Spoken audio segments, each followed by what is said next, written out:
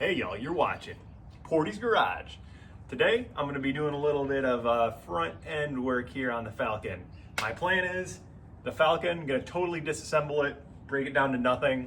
The Granada out there in the driveway, I am going to pop the spindle out of that and put the Falcon spindle on that so we can get it rolling on out of here. So let's dive in. First thing I'm going to do is get this brake drum and wheel hub assembly out of here so that I can access all my bolts and get them juiced up, ready to be loosened. So I'm gonna pop the dust cover off. There we go. Then we should have a cotter pin in here somewhere.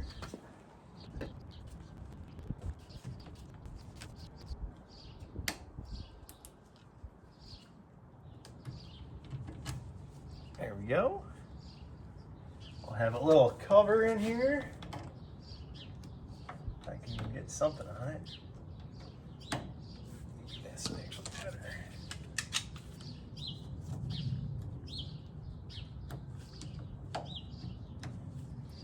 There we go.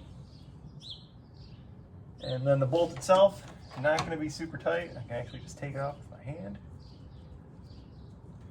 Or the nut rather. And we got a washer, but that'll come off when...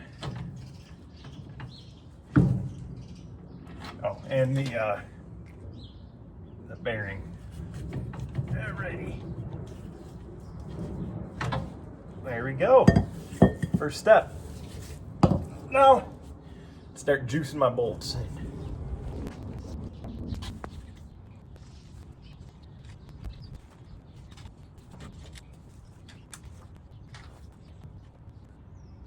Okay, I think that should be good. Next, I'm going to move on to removing the shock so I can get a spring compressor in here and start taking it apart. First thing, I'm going to throw my little trolley jack under here, give it a couple pumps so we've got some compression so my shock doesn't give me a hard time. Top of the shock is 9/16. It's got this little extra nut. I don't know what that's all about, but we'll just go ahead and take them off.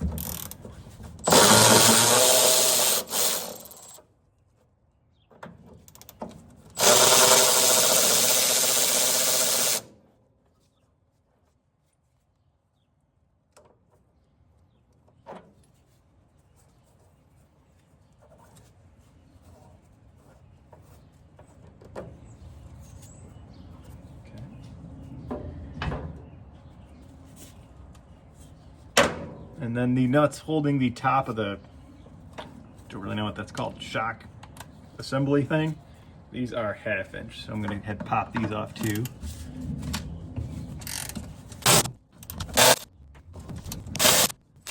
So I'll show you when I get this off, but kind of an interesting setup. If the nuts aren't coming off, you kind of got to put a little pressure on it.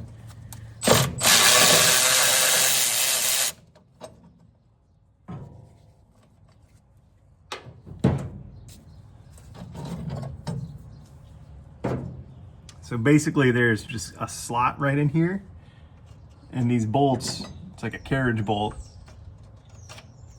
When it's pulled up, it holds in place, but if there's no tension, it falls down and spins. So if you pull up on it a little bit, it'll lock in place and you can remove the nuts. So let me put these all back together so I don't lose anything, and then we'll get back down to the bottom. And here at the bottom of the shock, we got some more 1/2 inch nuts. Pop these suckers off.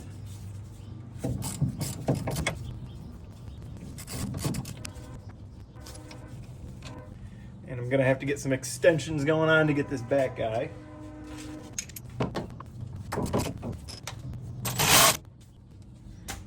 And now I should be able to lift this shock up and out of the car. Get this washer out. There we go.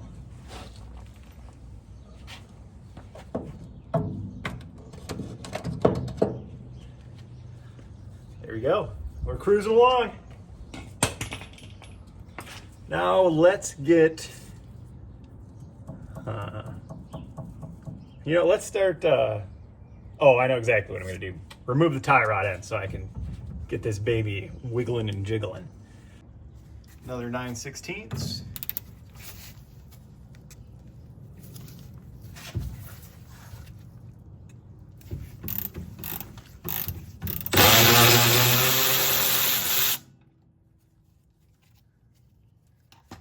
And then let's just pop this nut back on here for a quick sec.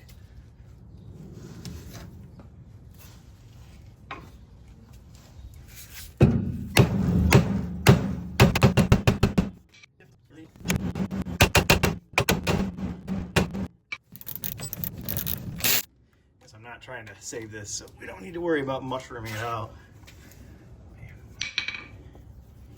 Really don't want to go, huh?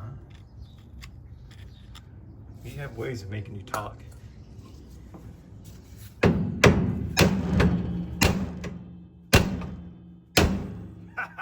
go. All right, so now we're free to get as much access to anything in here we want.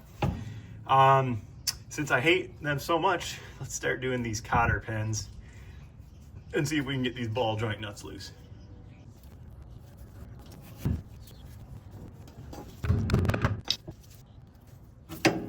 That may have been the easiest cotter pin I've ever had to remove. Some days I impress even myself.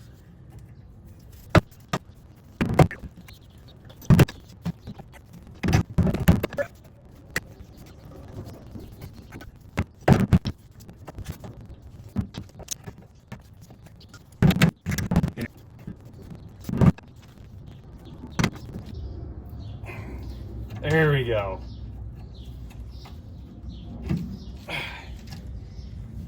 That's my typical cotter pin experience. Okay. I forget what size these are. Way too small. I feel like they're gonna be 3/4. They are 7/8. Let's see if we can break these bad dogs loose.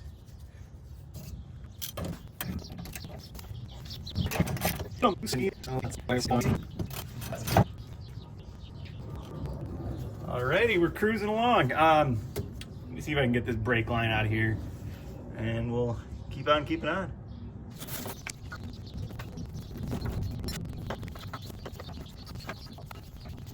There should be some sort of click device hiding under all this junk.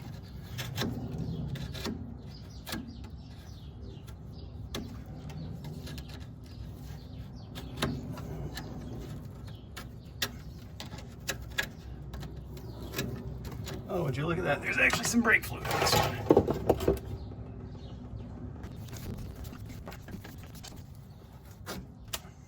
There we go. That's one less thing. Now it seems like a good enough time as any to get these ball joints separated, so I'm just gonna jam the old pickle fork in here, work its magic, see what we can do. I think that got it. You know what, let me let this jack down a little bit. Oh yeah, that got it for sure.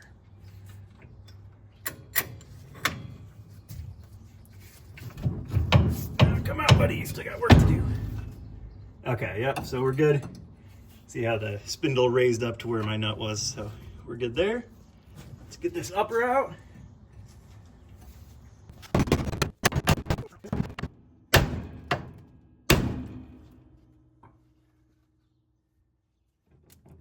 Oh, one of those hits did it. All right, we are fully unleashed.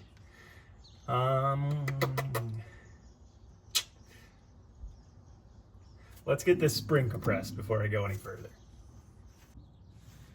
Let's move on to the L sway bar bushing. We got 1/2 inch on the top and 9/16 on the bottom.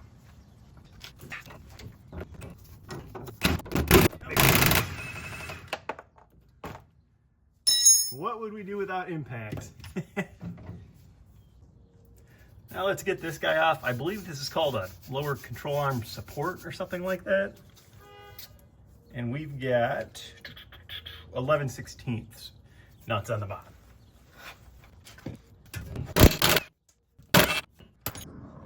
And moving on to the front of the car, we got this hoss of a nut here. My 27mm fits on it. I don't know what it actually is supposed to be, but that's what we're gonna be using. And I have the feeling this is going to require some breaker barage.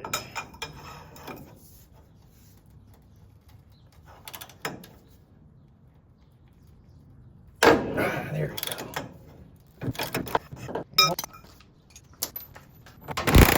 go. Now I'm thinking if we were to let some pressure off of our jack.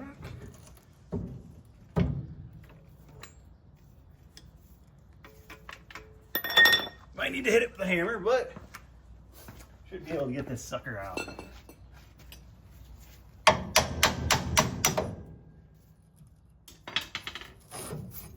Bada bing, bada boom.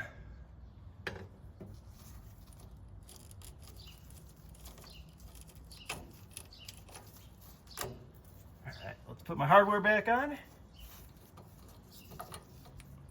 And we'll move on.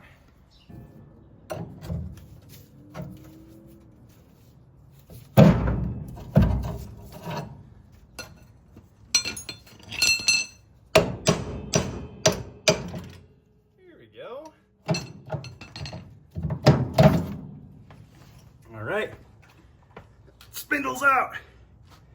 Now I'm gonna do this spring before it tries to kill me.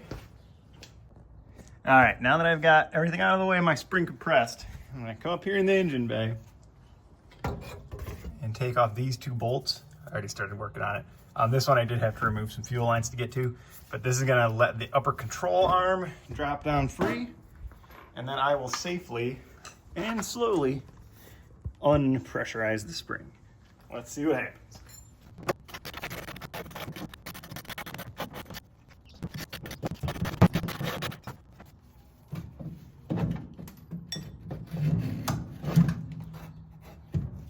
I'm just gonna leave that there. I do not want to give that spring any reason to be irritated. Now let's just carefully and coolly and calmly undo it.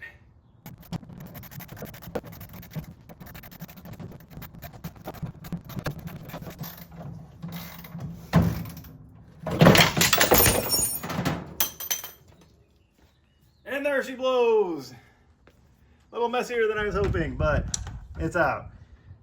Now that our upper control arm is out of the way, let's get the lower one. We've got 1 3/4 inch.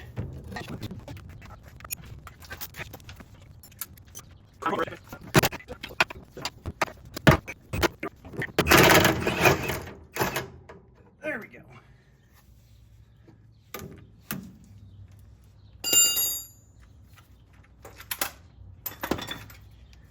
Slide the bolt out, save our washer, and the lower control arm is also out.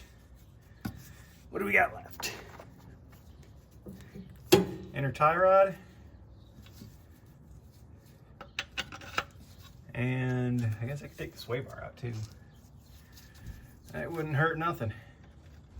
I got that tie rod off camera. I don't think anyone needs to watch me mess around with more wonderful cotter pins.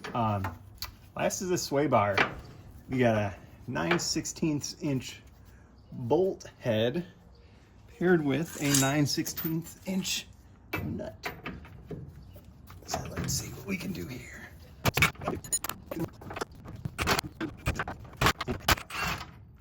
There we go. All right.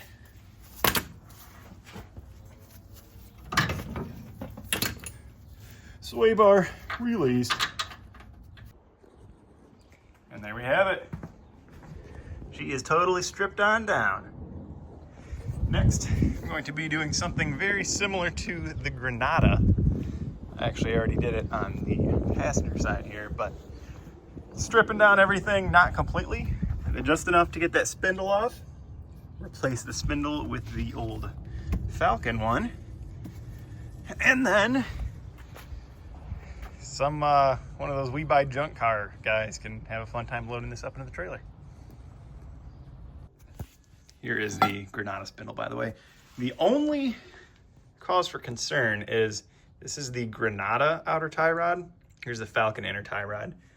The Granada is much beefier, both on the part where it hooks to the inner and where it actually goes onto the spindle. So I might have to figure something out.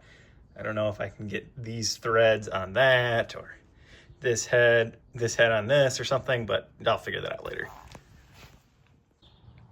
So if the Falcon getting the Granada internal is the Falconada, I guess that makes this sad display the Gralcon. Don't worry, your sacrifice was not in vain. And there you have it. We're fully disassembled, ready to move on to the next steps. I'm not going to be putting any of the new parts in here yet. I want to strip them down, clean them up, do a nice little paint job on them. I'm thinking of doing the Eastwood stuff, their little rust coating and their epoxy primer, whatever it is. But yeah, that's where we are for today. We're making some progress. Stay tuned for more.